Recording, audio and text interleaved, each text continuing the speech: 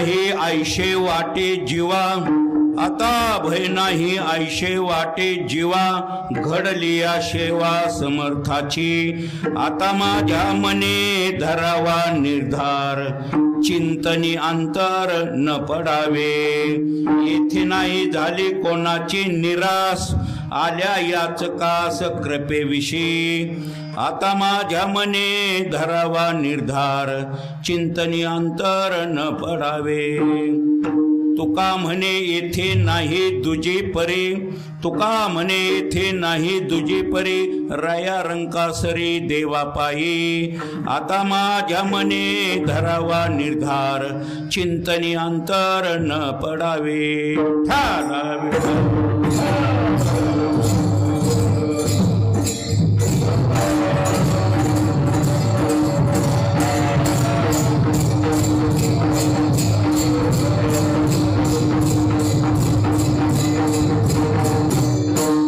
आता भय नाही आयशे वाटे जीवा, घडली शेवा समर्थाची, आता माझ्या मने धरावा निर्धार, चिंतनी अंतर न पडावे. समचरण सर्वधम सांद्र नीलाबोधावम, जलनिहित पाणी मंडनम मंडनानम, तरुण तुळशीमाला कंदनम कंजनेत्रम, सदै धवलहा सम विठ्ठलम चिंतयामी, सकळ मंगळ निधी श्री विठ्ठलाचे माने.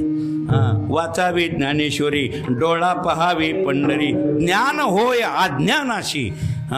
अज्ञान माणसाने ते ज्ञानेश्वरी वाचली पाहिजे, साधना केली पाहिजे, भजन केलं, मग कीर्तन. आम्ही विनोदाने सांगत असतो, आम्ही आता तारीख बुडतेच नाही महाराज. पहिलं लय कीर्तन राहायचे, तारखा वरलोट व्हायच्या, कधी कधी बुडवण्यात येत होते, पण आता बुडीतच नाही तारीख. का बुडीत नाही? आता काय गेलं काय नाही गेलं काय, 4-2 कीर्तनकारी जे असतात, कोणी कीर्तन करतंय महाराज, आता कोणी कीर्तन करतंय. आम्ही विनोदाने मी सांगत असतो, खळे कमी उपनर जास्ती झाले. विठाला विठा.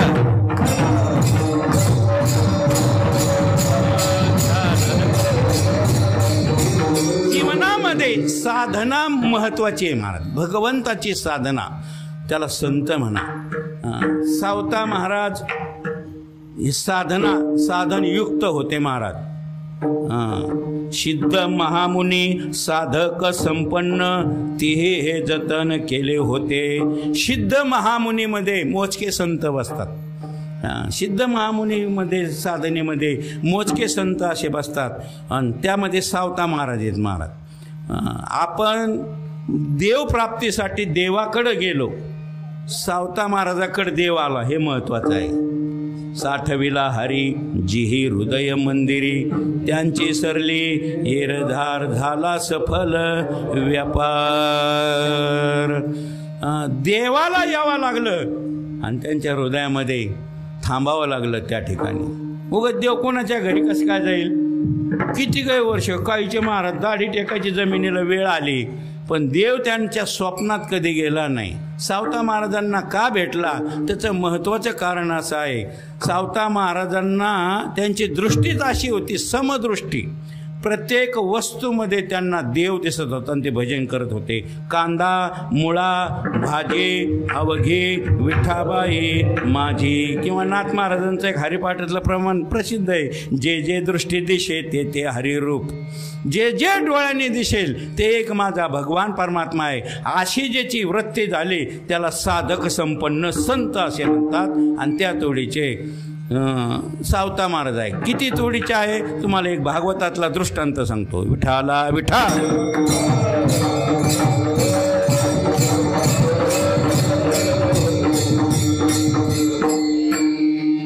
त्या आरणीच्या पोटामध्ये शुकाचार्य 12 वर्ष राहिले महाराज. 12 वर्ष. आरणी म्हणजे तिचं नाव आरणी आहे, ती व्यासांची पत्नी बायको. 12 वर्ष तिच्या पोटामध्ये राहिले, बाहेर यायला तयार नाही. ते व्यासांना वाटलं काय आता 9 महिने 9 दिवस 10 महिने 1 वर्ष 2 वर्ष लय झाले, पण आता 12 वर्ष संपत आले, हा मुलगा बाहेर कस काय यायना. मग त्या व्यासांनी काय केलं पहा, कमंडलूतलं पाणी घेतलं, त्यावर मंत्र मारला आणि ते पत्नीच्या पोटावर शिंपडलं. म्हणजे काय केलं की त्या गर्भाला त्यांनी बोलतं केलं, आतल्या गर्भाला बोलतं केलं. व्यास म्हणता शुकाचार्य अरे बाहेर ये. नाही म्हणले पप्पा पप्पा मी बाहेर येणार नाही. नसन म्हणला पप्पा, ह्या उगा आपल्या गप्पा संस्कृतमध्ये तात म्हणतात. बाहेर ये म्हणले येणार नाही. काय येणार नाही? नाही म्हणले बाहेर आल्यावर काय तुम्ही पुत्रमोहानं माझं लग्न करणार? मला लग्न करायचं नाही, प्रपंचामध्ये अडकायचं नाही. मला भगवान परमात्म्याची साधना करायची, भक्ती करायची, भजन करायचंय, भगवंताला प्राप्त करून घ्यायचंय. याच्यासाठी मी अवतार धारण केला, म्हणून मला बाहेर यायचं नाही. अरे पण मी नाही करणार ना लग्न तुझं, पण तू बाहेर ये ना. तुम्ही आत्ता म्हणता, शुकाचार्य म्हटलं आतून, पण पुत्रमोहाने जर लग्न ठरवलं तर वडिलांच्या पुढं मुलांना जाऊ नये, असं शास्त्रीय दंडक आहे. मला काही म्हणता येणार नाही. तुम्ही माझं लग्न करणार आणि मग मला प्रपंचात गुंतायचं नाही. प्रपंच हा एक खो खोचा खेळ आहे महाराज. या खेळात फक्त 6-7 जण सुटले बाहेर. खेळिया माझी कहाणी म्या शहाणा, न पडे काम व्यसनी रे. कामच नाही ते क्रोध चिकायचा, त्याचे कैसे भांडण रे. रामागड्याची आवडी मोठी, म्हणून लंके पेने रे. ऐक खेळया तुझं सांगितले ऐशे जाणून, खेळ खेळे रे. नाथ महाराजांनी खेळाला खो खो म्हटलेलं आहे महाराज. खेळ मांडीला ओ खेळ मांडीला, खेळ मांडीला ओ खेळ मांडीला. या संसाराचा खेळ मांडीला, या संसाराचा खेळ मांडीला. खेळ मांडीला ओ खेळ मांडीला, खेळ मांडीला, खेळ मांडीला ओ खेळ मांडीला.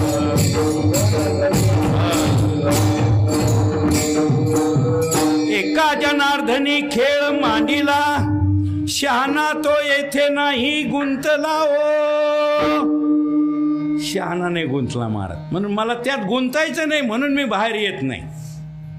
अरे मग आता तिथं राहून काय करणार आहेस तू? म्हणजे मी भजन करतो. इथं बाहेर येऊन तरी हेच करणार आहे ना.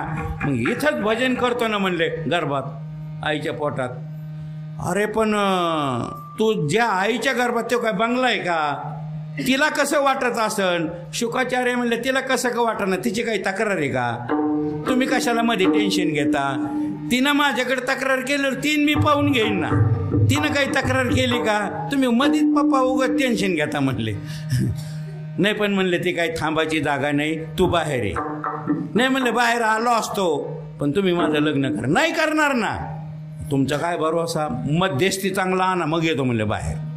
मध्यस्थी जर चांगला आणला तर बाहेर येतो. ठीक आहे म्हणले. मग व्यास डायरेक्ट सुप्रीम कोर्टाकडे गेले महाराज. सुप्रीम कोर्ट म्हणजे कृष्ण, कृष्णालाच घेऊन आले. कृष्णाने सांगितलं शुकाचार्य. म्हणले बोला. कोण कोण बोलतंय? म्हणले मी कृष्ण. म्हणले बोला ना. काय? म्हणले बाहेर या ना. कवर राहायचं आतमध्ये? म्हणले देवा बाहेर आलो असतो, मला तुझी भक्ती करायची, तुझं नामचिंतन करायचं. हे माझे वडील बाहेर आलो की लग्न करते, म्हणून मी भेटतोय लग्नाला. मला लग्नात गुंतायचं नाही, प्रपंचात पडायचं नाही, तुला प्राप्त करून घ्यायचंय, म्हणून मी अवतार धारण केला. गोपाल कृष्णाने सांगितलं मी वचन देतो बाबा, नाही लग्न करणार तुझं. मग काय आता बाहेर यायला काय हरकत नाही. म्हणले बाहेर आले महाराज. लगेच बाहेर आले. डायरेक्ट 10-12 वर्षाची मूर्ती. आता ते काय भगवंताचे अवतार आहे महाराज, ते काय त्यांचा अंत लागत नाही आपल्याला. तुम्ही म्हणाले एवढा मोठा कस काय झाला? डायरेक्ट 10-12 वर्षाची मूर्ती, अंगावर कपडा नाही, तरुण अवस्था. डायरेक्ट भगवंताचं दर्शन घेतलं, आईचं दर्शन घेतलं, वडिलांचं दर्शन घेतलं आणि पळायला लागले. कोण? शुकाचार्य. पळायला लागले आणि त्याचा बापही मागं पळू लागलेले व्यास. आता नाव नव्हतं, शुक शुक शुक शुक म्हणजे शुकाचार्य नाव पडलं महाराज. अरे थांब ना, मी नाही लग्न करणार ना. थांब. ते पुढं पळतच राहिले. त्यांनी उलट फिरून मागं सांगितलं कोण कोणाचे बाप. मागच्या जन्मी एखाद्या वेळेस मी तुमचा बाप असेल, काय माहीत नसतं म्हणले. आज मी तुमचा मुलगा आहे, काही अवतारामध्ये मी तुमचा बाप असेल. आलाशी कोठोनिया जाशी कवनेरे ठाया, हे काही माहिती नसतं म्हणले. तुम्ही पुत्रमोहाने माझ्या मागं येऊ नका. अहो हाकच मारीत राहिले मोठमोठ्याने महाराज. झाडण डोंगरण दगडं ओ देऊ लागले, पण शुकाचार्य थांबायला तयार नाही. शुकाचार्य चालले पळत पळत पळत. एक तलाव त्या ठिकाणी त्यांना दिसला. त्या तलावामध्ये काही देवांगना स्नान करत होते. अंगावरचे वस्त्र साड्या त्यांनी बाहेर काढल्या नग्न अवस्थेमध्ये. ते जलक्रीडा म्हणतात त्याला शास्त्रीय भाषेमध्ये, आपल्या भाषेत शिवना पाणी.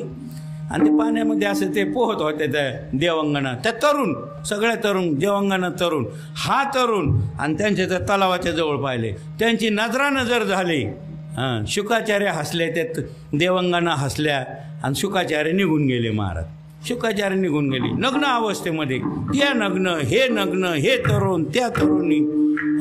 पण काही भेदभाव त्यांच्या एकमेकाच्या अंतःकरणाला शिवला नाही. शुकाचार्य पुढे निघून गेले आणि मागून त्यांचे वडील व्यास आले. महाराज व्यास आले आणि व्यासाला पाहिल्याबरोबर त्यांनी अंग झाकायला सुरुवात केली. व्यास म्हणले, आताच माझा मुलगा, तरुण मुलगा, तो तरुण, ह्या तरुण, तो नग्न, ह्या नग्न, एकमेकाची नजरानजर झाली, दृष्टीला दृष्टी भिडली, एकमेकाकडे पाहून हसले. पण त्यांना त्याचं काहीच वाटलं नाही आणि मला पाहून अंग झाकवतात म्हणून काठावर उभा राहून त्या देवांगनाला व्यास म्हणू लागले, मी तुमच्या आजोबासारखा असताना का लाजते मला बघून का लाजतात तुम्ही त्या ठिकाणी? माझी दाढी जमिनीला टेकण्याची वेळ आली, मी तुमच्या आजोबासारखा आहे. आताच माझा मुलगा तरुण नग्न अवस्थेमध्ये असताना, तुमची नजरानजर झाली असताना तुम्हाला त्याचं काही वाटलं नाही. तो तुम्हाला पाहून हसून निघून गेला, तुम्ही त्याच्याकडे पाहून हसले आणि मला पाहून तुम्ही का तुमचं अंग झाकून घेतलं, का लाजले? ते नाथ महाराजांच्या भागवतामध्ये एक ओवी आलेले. महाराज, सिद्ध सरोवरा प्रती देवांगना स्नान करीती, देखो व्यासा प्रती लज्जा पावती. मला पाहून तुम्हाला लाज वाटते, मी तुमच्या आजोबासारखा आहे. आणि मग त्यांनी उत्तर दिलं, ते ऐकायसारखं आहे. ते म्हणले व्यासांना, महाराज तुम्हाला खरं सांगाव का, तुमच्या नजरेत आणि तुमच्या मुलाच्या दृष्टीमध्ये आसमान जमीनचा फरक आहे. म्हणले त्यांच्या अंतःकरणाला स्त्री आणि पुरुष हा भेद कधीच शिवला नाही. तुमच्या अंतःकरणाला भेद आहे तुमच्या अंतःकरणामध्ये, म्हणून तुम्हाला पाहून आम्हाला लज्जा वाटते.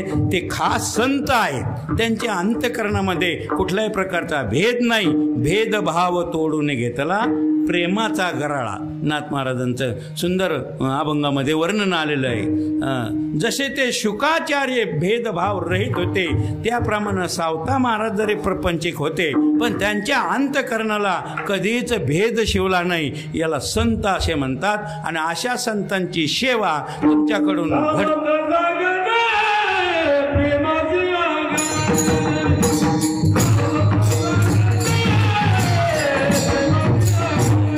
गोड प्रमाण दिलं. सावता सागर प्रेमाचे आगर म्हणजे मळा, किंवा भरपूर एखाद्याला पदवी कशी असते, डॉक्टर म्हणजे त्या विषयामध्ये ते पूर्णता, त्याला आगर म्हणा किंवा मळा म्हणा, किंवा भरपूर सुख ज्याच्याकडे त्यालाही आगर म्हटलं जातं शास्त्रामध्ये. असं आगर, प्रेमाचे आगर. किती प्रेम असेल सावता महाराजांकडे, भरपूर प्रेम होतं महाराज त्या ठिकाणी. गोड प्रमाण दिलं त्यांनी. काही कसले प्रमाण देतात महाराज. आता हे आहेत कमी टाळकरी पाठ्यावाले, पण जिथले तिथं प्रमाण देतात. असं प्रमाण दिलं की त्याच्यावर बोलता बी येतं थोडंसं त्या ठिकाणी. धन्य ते आरणमधलं प्रमाण आहे, गोड प्रमाण आहे त्या ठिकाणी. कसलंही प्रमाण देतात. आता मला परवा एका ठिकाणी नाव नाही सांगत त्या गावाचं, उगाच चौकशी करताना तुम्ही. मोठं गाव होतं तुमच्या नान्नूजपेक्षा महाराज डबल. 5 एकरचा मांडव, पण कीर्तनाला पांडव 21. मांडव 5 एकरचा, नारळी सप्ता, पांडव फक्त कीर्तनाला 21. म्हणलं येते चाल झाल्यावर आता येते, मग येते, आलेच नाही. आणि कीर्तन संपत आलं आणि बोलण्याच्या ओघामध्ये मी बोलून गेलो. एवढं मोठं गाव असताना माझ्या कीर्तनाला फक्त 20-25 लोक. ह्या गोष्टीचा मला खेद वाटतो. लगेच एक जणांनी प्रमाण धरलं, नको खेद करू कोण त्या गोष्टीचा, विठाला विठाला विठाला.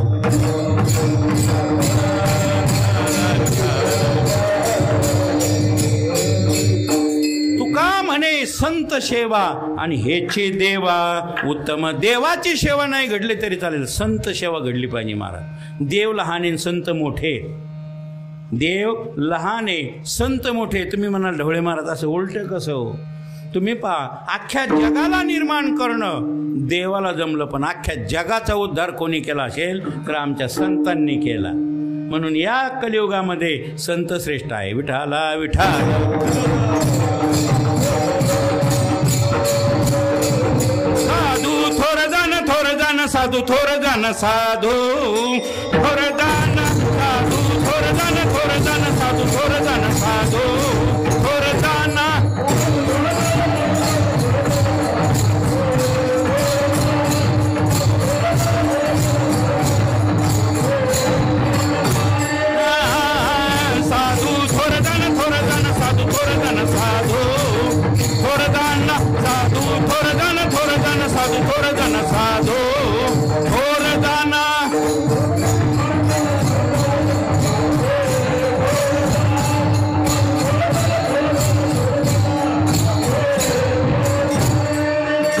साधू थोर जाना कलियुगी, साधू थोर जाना कलियुगी, साधू थोर जाना कलियुगी, साधू थोर जाना कलियुगी, साधू थोर जाना साधू थोर जाना, साधू थोर जाना, साधू थोर जाना, साधू थोर जाना, साधू थोर जाना.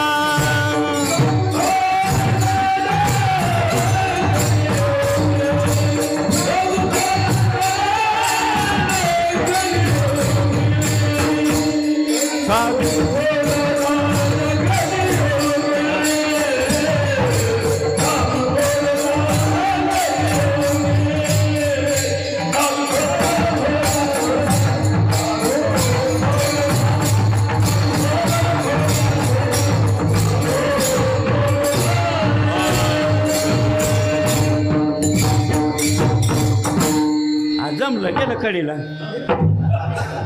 साधू थोर जाना, साधू थोर जाना, साधू थोर जाना कलियोगी. 3 वेळेस म्हटलेलं आहे. साधू थोर जाना, साधू थोर जाना, साधू थोर जाना कलियोगी. 3 वेळेस का म्हटलं? मृत्यू लोकामध्ये साधूच थोर म्हणजे मोठे आहेत, संत. पाताळामध्ये संतच मोठे आहेत आणि स्वर्गामध्ये सुद्धा संतच मोठे आहेत. साधू थोर जाना, साधू थोर जाना, साधू थोर जाना कलियोगी. थोर म्हणजे मोठे, संत मोठे आहेत महाराज, देव लहान आहे. म्हणून देवाची सेवा नाही घडली तरी चालेल, पण संत सेवा जीवनामध्ये महत्वाची आहे. तुका म्हणे संत सेवा हेची देवा उत्तम, संताविन प्राप्ती नाही, आयशे वेद देती ग्वाई, हरी प्राप्तीशी उपाय, धरावे संताचे ते पाय. संताकडूनच देव प्राप्त होतो. असं तुम्ही डायरेक्ट देवाकडे गेले ना, देव कधीच मिळणार नाही. विठाला विठाला विठाला. म्हणून एक काल्याचा प्रसिद्ध अभंग आहे.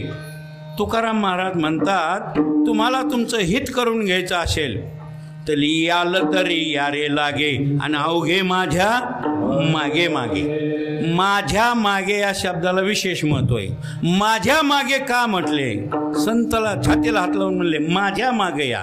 म्हणजे तुम्ही आम्ही कोणाच्याही मागं जातोच ना, कोणाच्या मागं जाण्यामध्ये हित नाही. संतांच्या मागं गेलं पाहिजे महाराज. संत हित करतात. माणसं कोणाच्या पाठीमागं जातात. जुन्या काळामध्ये तारखा घेत नव्हते महाराज. माहिती राहायचं अमक्या गावाला भागवत कथा, अमक्या गावाला सप्ताह, अमक्या गावाला आज कथा आहे. ते मनाने यायचे महाराज. 7 दिवस त्यांचीच कथा राहायची. अशा एका महाराजांची कथा एका गावाला होती. नवीन गाव मोठं नाणसारखं. ते महाराज त्या गावाला गेले. 7 दिवस त्यांचीच कथा, त्यांचंच प्रवचन 7 दिवस महाराज. मग आता जुन्या काळात मोबाईल नव्हते महाराज. मोबाईल आत्ता निघाले. जुन्या काळात मोबाईल नव्हते. मग ते काय घरी जर कळवायचं असेल ना तर पत्र आणावं लागत होतं पोस्टातून.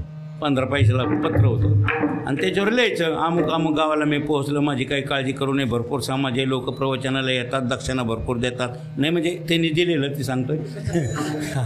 आणि मी पोहोचलो, काही काळजी नसावी, कळावे. आता पत्र कुठं टाकायचं? पोस्टात टाकायचं. गाव नवीन, गाव मोठं, पोस्ट ऑफिस माहिती नाही. मग फावल्या वेळामध्ये दुपारच्या वेळेला तो असा एका गल्लीतून निघाला, दुसऱ्या गल्लीत गेला. त्या कोपऱ्यावरती 7-8 मुलं खेळत होते. एका मुलाला तिने असं 3री 4थीची मुलं होते. म्हणले बाळा तुझं नाव? म्हणले सकाराम. म्हणले सकाराम मला पत्र टाकायचं म्हणले पोस्टात. पोस्ट ऑफिसाचा कुठशी तुला पत्ता सांगता येईल का? म्हणले हो काका सांगता येईल ना. तुम्ही आता आलात ना थोडं उजव्या हाताने जा आणि उजव्या हाताने गेलं का दोन्ही हाताला वळा. दोन्ही हात म्हणजे 10 हात. आणि त्या कोपऱ्यावरच पोस्ट ऑफिस आहे. व्यवस्थित पत्ता सांगितला. त्या महाराजाला वाटलं एवढं टाबर लहान मुलगा किती व्यवस्थित, किती चांगल्या भाषेमध्ये पत्ता सांगितला. म्हणले सकाराम तू खूप चुनचुनीत हुशार मुलगा दिसतोत रे, येत जा माझ्या प्रवचनाला. म्हणले कुठं? ते मागच्या गल्लीत. म्हणले माझं सावता महाराज मंदिरात प्रवचन चालू आहे, येत जा प्रवचनाला. तो म्हणले येईल ना काका, माझे आई वडील येतात, मी येईन त्यांच्याबरोबर. पण तुमचं प्रवचन कशावर चालू आहे? आम्हाला समजणारा विषय पाहिजे ना. तुमचं प्रवचन कशावर चालू आहे? म्हणजे लहान मुलाला काय सांगावं म्हणून सांगितलं, ईश्वर प्राप्तीचा मार्ग यावर मी प्रवचन करतो. ते पोरगं लागलं हसायला. म्हणले काका ईश्वर प्राप्तीचा मार्ग, तुम्हाला पोस्टाचा मार्ग माहीत नाही, तुम्ही ईश्वर प्राप्तीचा मार्ग काय सांगणार? विठाला विठाला विठाला.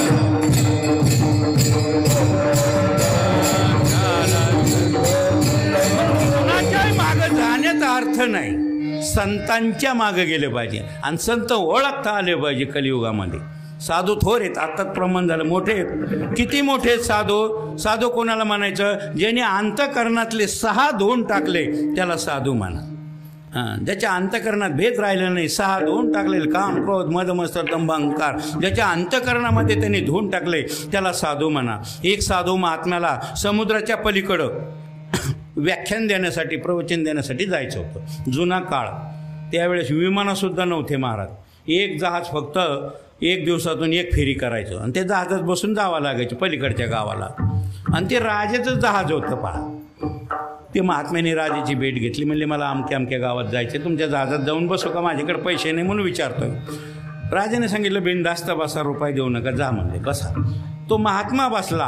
आता ते जहाज काय लहान नसतो, आपल्या ह्या आवारापेक्षा मोठं राहतो महाराज. बाकडं असते बसायला विमानासारखे, चांगली सोय राहते. ज्या बाकडावर साधू महात्मा बसला त्याच्यासमोर तरुण पोरं बसलेले होते, 7-8 टुकार वृत्तीचे पोरं, 7-8 पोरं बसलेले होते. आणि ते एकमेकात म्हणू लागले, त्या भगव्या कपड्यावाल्याची आपण जरा मस्करी करायची का? म्हणले काय करायचं? दुसरा म्हणला, बिचारा महात्म्याचं भजन चालू आहे, डोळे बंद करून त्याने आपलं भजन सुरू केलं, आपल्याला काय? नाही म्हणला, तेवढाच आपल्याला टाईमपास. म्हणले यांना इतका टाईम नकोच होता, उगाच देवाने दिला. काही लोक देवळात पत्ते खेळत आहेत महाराज. आम्ही म्हणलं पत्ते खेळून जाऊ नये, तुम्ही आता वय झालंय तुमचं. नाही महाराज, पैशावर नाही खेळत आम्ही, उगा आपला टाईमपास. म्हणजे देवाने एवढा टाईम त्यांना नकोच होता, काढून घ्यायला पाहिजे होता टाईम, लवकर गेले पाहिजे होते. विठाला विठाला विठाला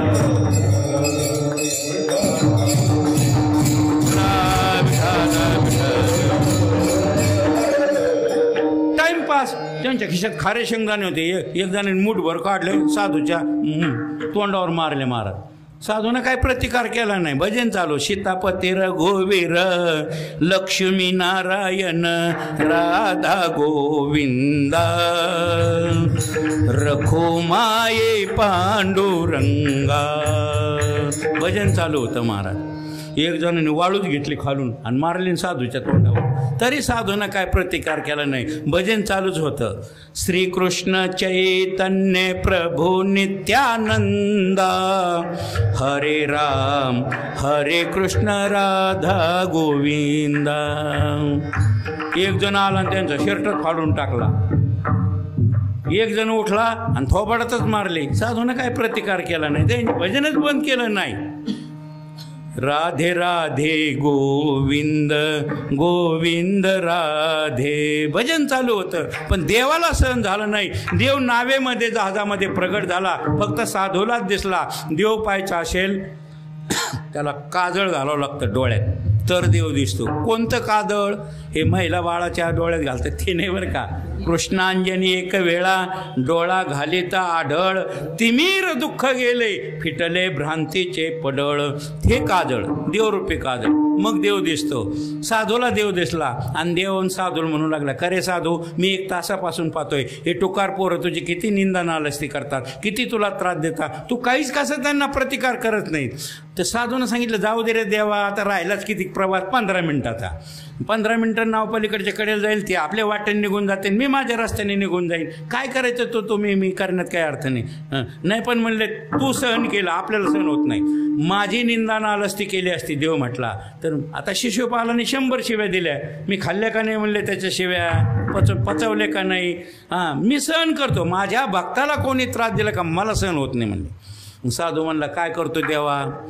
देव म्हणला त्यांना मारून टाकतो म्हणले मी. आता तुला लय त्रास दिला, तू मारून टाकतो. अरे आपण समुद्रात येत द्यावा, कसं मारणार?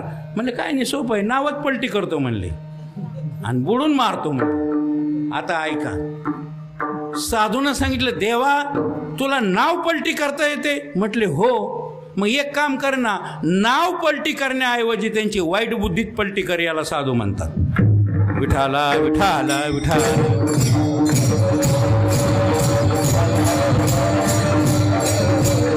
याला साधू म्हणतात. आशा तोडीतले सावता महाराज साधूच आहेत महाराज. प्रपंच असला मग काय झालं, ब्रह्मचारी राहिलेला साधू म्हणतात, असं कोणी सांगितलं महाराज? आसोनी संसारी जिव्हे वेगो करे, संसारी असावे आसोनी नसावे, भजन करावे, त्याला साधू म्हणतात. प्रपंच सगळ्यात श्रेष्ठ आहे. अहो प्रपंचाला बरेच लोक दुःखरूप रंगू रंगू सांगत आहेत महाराज लोक. तुम्ही सांगा प्रपंचच जर तुम्ही केला नसता तर सप्ते झाले असते का?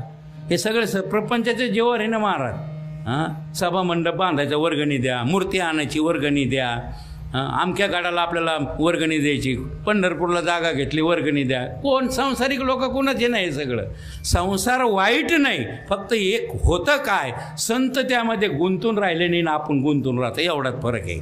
मोठे मोठे साधू संत देणे सायास केले, प्रपंचे असतानी मन नाही गोविले. सावध होई बापा काळ लागला मापा, प्रपंची गुंतू नको पाहे बुडत असे पापा. बोधले महाराजांचा अभंग आहे महाराज, जागल्या नावाचा. काकड्यात त्याच्यात म्हणता येते त्या ठिकाणी. अतिशय उत्कृष्ट उपदेश साधू संतांनी आम्हाला केलेला आहे महाराज, चांगला उपदेश केलेला आहे. म्हणून तुकाराम महाराजांनी देखील आम्हाला या भूतलावर अवतार